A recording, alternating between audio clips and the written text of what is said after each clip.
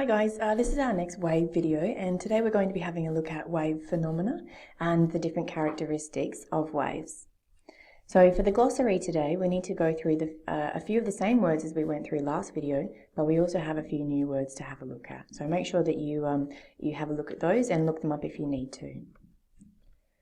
Okay, so quick review. Mechanical waves, we require a medium, so sound, water, waves in springs, we have to have something for the waves to actually travel through. If we don't have something for them to travel through, they won't work. The first one, first review thing is to remember that longitudinal waves vibrate parallel to this motion, and these are sound waves and seismic waves, and transverse waves vibrate perpendicular to the wave motion. So if the wave is going along the crowd at the football match, the individual particles or the people are going to be moving up and down or perpendicular to the motion of the wave. And we've got light is a transverse wave, so seismic P waves or even water waves. So transverse or longitudinal. We've got a little example here, and the first one, of course, we've got the motion going in the same direction as the wave propagation, so it's longitudinal, and a transverse wave is when the particles are moving perpendicular to the direction of the wave. Okay, a quick review of frequency. It's the number of vibrations per unit of time, and it's measured in hertz. The period is a time measurement, and it's the period is the time required for one full wave vibration or wavelength to go past. So we have this formula, and it's T, or period, is equal to 1 divided by the frequency, or the frequency is 1 divided by T.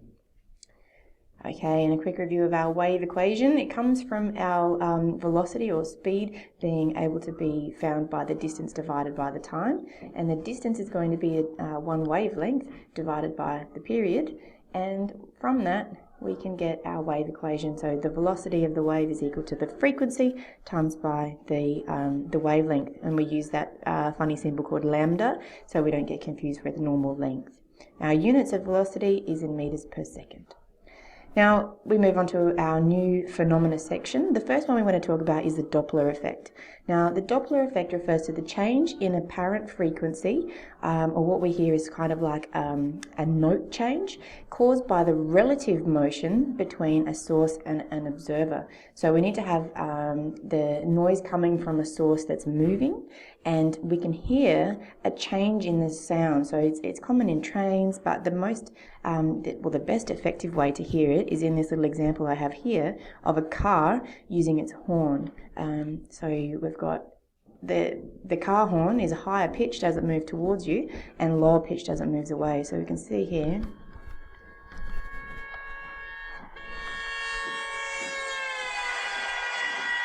It was really quite clear when the car went past that we heard the sound change, even though the sound coming out of the horn didn't actually change pitch. So this is because of something called the Doppler effect. Now we know that if we have something standing still emitting a noise, it's going to come out in all directions.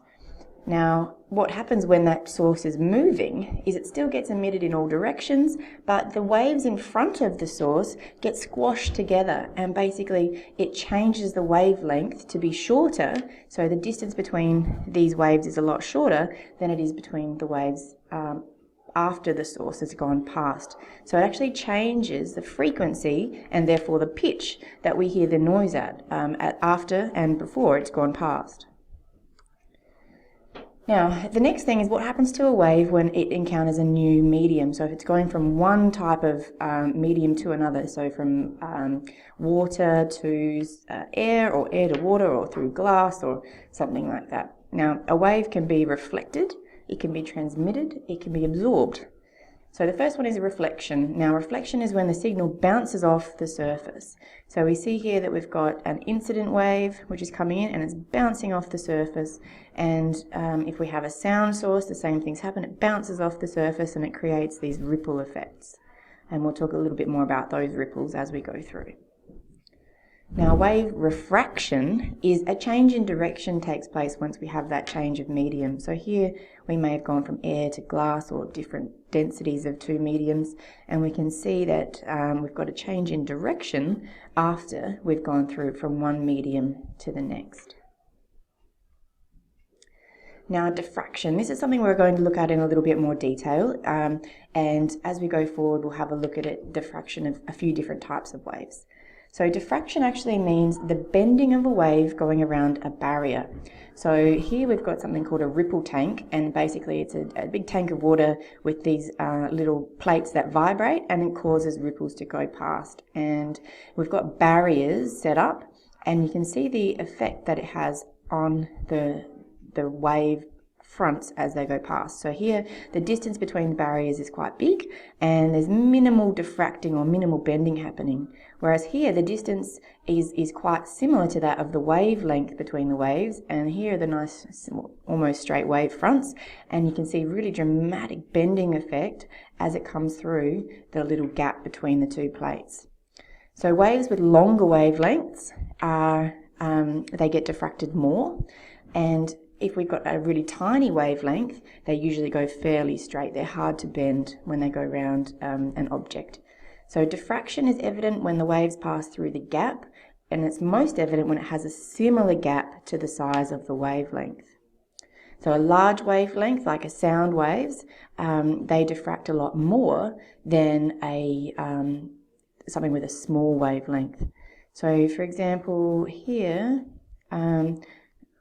we've got a marching band approaching across a cross intersection, and which one's are you going to hear first? So here we have a high-pitched, the piccolo, and its waves aren't being diffracted very much as they're going along, whereas you have the big bass drum, and because its wavelength is very big, it's going to get to this barrier or the corner and be diffracted quite a lot. So this guy down here is most definitely going to hear the sound of the bass drum far before he hears the sound of the piccolo.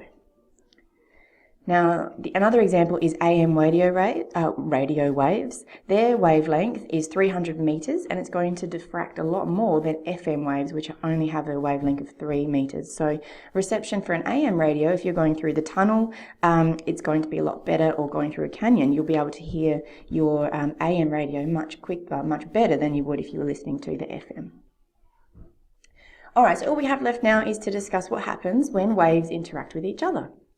So when they meet whilst travelling along the same medium, whether it's water or air or anything, it's called interference. So the first one we're going to talk about is constructive interference. Now let's talk about two waves moving towards each other, and they're both having a positive upward amplitude. What's going to happen if they meet? Alright, so you need to make sure you copy this. And they will add together to produce a bigger amplitude. So this is constructive interference. So if we have two waves and they both have the same amplitude in the same direction, they're going to come together, and we're going to have to add them together. So you can see here we've got red and blue, and the resulting amplitude is the green. And the same thing happens if they're both a negative amplitude, but they have to be the same, and they're going to be adding together to produce the green there. So constructive interference is where we get a bigger result than we started with. So for constructive interference, two crests meet or two troughs meet, and it's at maximum when the phase difference is 0. So if they're both having the same crest at the same time, they're going to have the biggest amount of constructive interference. The opposite is destructive interference, and we're going to consider the opposite scenario as we had before. So two waves moving towards each other, one having a positive amplitude and the other having a negative or a downward amplitude. What's going to happen now? So this time, when we add together, they produce a smaller amplitude, and this is called destructive interference. So here we've got our wave, one with a positive and one with a negative amplitude, and when they come past each other, their resultant amplitude is 0. So they're going to cancel each other out. So here we've got two that aren't the same, but they still have to cancel part of each other out. So this wave will be cancelled out by this part here, and the resultant here will still be a smaller dip to the negative direction, but it'll be much smaller than it would have been before. So For destructive interference, crest meets trough, and again it's at maximum when the phase difference is exactly half a wave, so when this crest exactly meets this trough.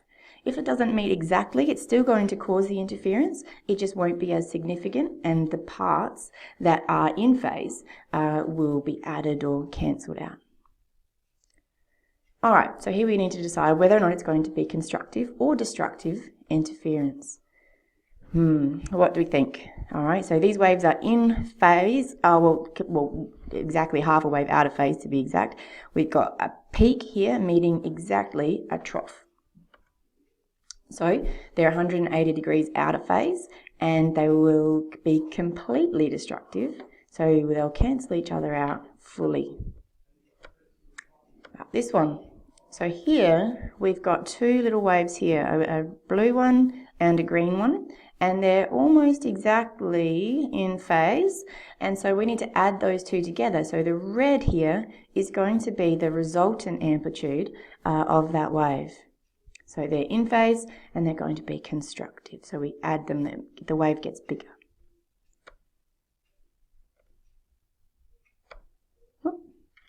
Alright, so this one is a little bit different. We're out of sync now, so they're not exactly in phase. So what happens here is that where they meet, they will have a little bit of the other one being added and a little bit of the other one being taken away here. So in this case, we've got both constructive and destructive interference happening at different parts of the wave.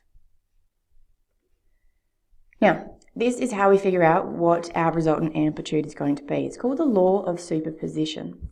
So the resultant displacement, or height of the wave, is going to be the algebraic sum of the two displacements due to the individual waves. So if this one's positive 3 at this point and that one's negative 2, we add those two together and we will get the resultant displacement there. So we've got an example here, and we've got two waves, the red one and the blue one, and our resultant wave is being drawn in green. So here they're in phase and they're going to be adding together, so the resultant green is going to be a lot bigger than the sum of the individual waves. In the second example, we've got a red one and a blue one again, and this time when they're drawn, they are out of phase. So we've got peak meeting trough, and that means that this peak is going to exactly cancel out this trough, and the resultant green line is going to be 0. So here we've got no waves left there at all. So hopefully we'll practice a few of those questions in our lesson, and we've got a much better understanding of constructive and destructive interference.